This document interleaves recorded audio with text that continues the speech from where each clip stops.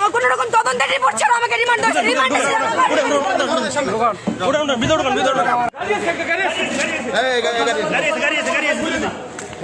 তদন্ত ছাড়া আমার রিমান্ড দিছে ম্যাজিস্ট্রেট কোনো তদন্ত রিপোর্ট পায় না রিমান্ড দিছে উপরে হলে চাপ আছে এই জন্য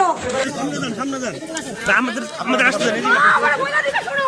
ওটা করে যে ওই আছে না ফারুক রিমান্ড দিছে টাকা দেয় না এই জন্য কোনো রকম তদন্ত রিপোর্ট ছাড়া আমাকে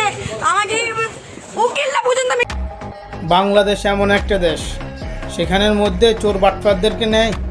সম্মানের ভাবে, আবার দিয়ে আসেও সম্মানের ভাবে, আর ভালো মানুষদেরকে টেনে হেঁচড়ে যেভাবে ইচ্ছা ওইভাবেই নিয়ে যায় আবার নিয়ে আসে। দেশের মধ্যে